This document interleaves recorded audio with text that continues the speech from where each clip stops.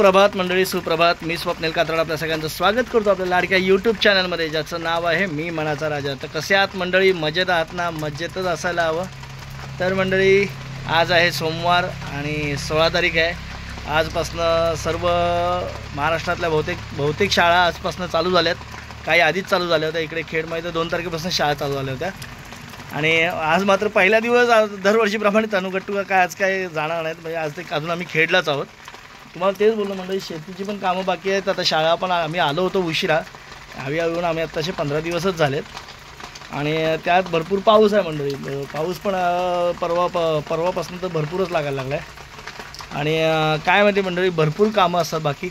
आणि त्यातलंच एक आता टेन्शनचं काम मंडळी बघा, तुम्हाला दाखवतो एक.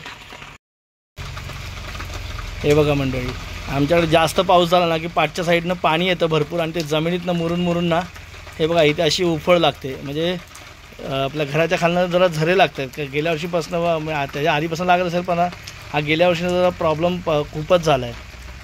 आणि त्यामुळे हे बघा असं पाणी वळवावं लागतं. सगळं पाणी आम्ही वळवतो, जिकडे तिकडे पाणी वळवावं लागतं. कारण आम्हाला अंदाज नाही नेमका कुठे चर मारायचे, काय कसं काय करायचं. ते पाणी सगळं असं उतरवावं लागतं, नाहीतर ते आपल्या जमिनी आपल्या पायाशी हे होऊन साचून आपल्या पाया कमकुवत होऊ शकतो. आणि त्यामुळे घराला पण भरपूर जास्त धोका निर्माण होऊ शकतो. हे अशी बरीच कामं असतात. आणि कसं माहिती आहे का, हा पाऊस मोठा लागल्याशिवाय आपल्याला काही समजत नाही. छोट्या पावसात काही पाणी येत नाही, पण मोठा जेव्हा पाऊस लागतो आणि त्याच्यातच आपल्याला कळतं काय नेमके प्रॉब्लेम आहेत. मग त्यासाठी ते थांबवून करावं लागतं. कारण आपण जर निघून गेलो तर हे गोष्टी कोण करणार ना, कारण कोणी येणारच नाही इकडे, आणि दुर्लक्ष होईल मध्ये. आणि घराचं मग आपण घर बांधलेलं एवढं त्याचं मंडळी काय ना, म्हणजे छोट्या गोष्टी बघाव्या लागतात. मग आता काय करून पुढे चर मारायचे, पुढे पाणी हे करायचं, पुढे हे करायचं, ह्या सगळ्या गोष्टी कराव्या लागतात. आता बघा गेट बांधलं आहे ना, तिथेसुद्धा समोरनं पाणी जातं ना, त्याच्यामध्ये माती वाहून चालली आहे. आणि त्यामध्ये गेटला जे आपण हे लावलेत ना बांबू, ते परत लूज झालेत. ते आता आम्ही बाहेरच होतो, पावसातनं काम पण करायला भेटत नाही. दोन्ही अडचणी असतात.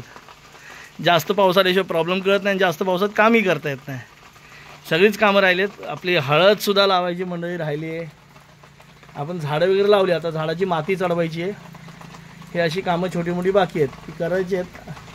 आता त्याला फायनल टच द्यायलाच पाहिजे, फायनलचा शेवटचा हात लावलाच पाहिजे.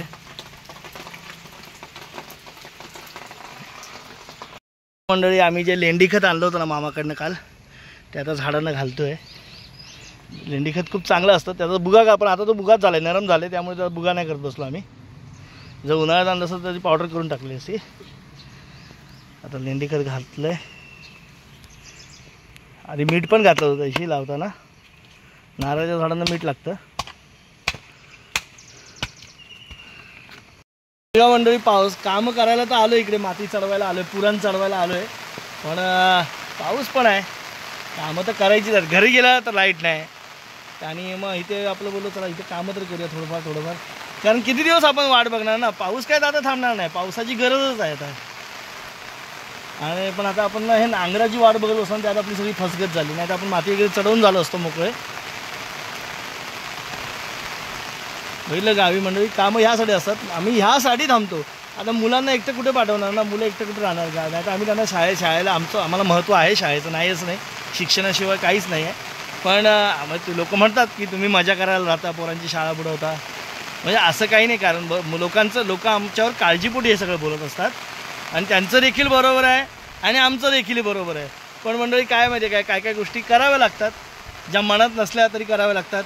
आम्हाला इथे राहायला तर खूपच आवडतं. तुम्ही म्हणाल ना इथे कायमस्वरूपी राहा, तर आम्ही राहूसुद्धा. पण काय गोष्टी असतात ना समीक्षा, ज्या पैसा म्हणा, मुळात काम म्हणा, हां नुसता म्हणतात ना आनंद, हा व्हिडिओ काढण्यात, निसर्गाच्या सानिध्यात, कोकणचे व्हिडिओ हे करण्यामध्ये आनंद तर आहेच. जे जीवन जगण्यात पण आनंद आहे, पण हे सुखी जीवन जगण्याच्या पाठी पैसाही लागतो, हे महत्त्वाचं कारण आहे. त्याच्यामुळे परत जावं लागतं आपल्याला. आणि प्रश्नच नाही मंडळी, कर्मभूमी आपली मुंबई तर आपल्यावर त्याचा जीवच आहे. काही असू दे, मुंबईवर जीव आहेच. आपण म्हणतो आपल्या माणसांनाच घर पाहिजे, पण हे बघा मुंग्यांनी बघा इथे किती अंडी घातली होती. त्यांचं अंडीचं अन्न जमा केलेलं सगळं पावसाळ्यासाठी बघा.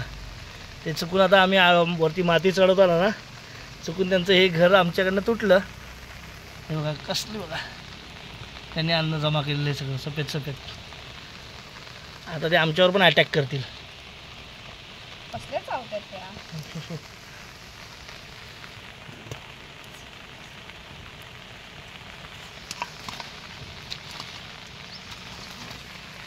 सो आपल्याला तर काही गरजेचंच आहे. आपण काय मुद्दामून नाही तोडलं ते, आपण झाडांना पण त्रास झाला असता. तेव्हा सफेद सफेद त्यांचं अन्न बघा कसं लगेच पळवतात. अन्नही कांदी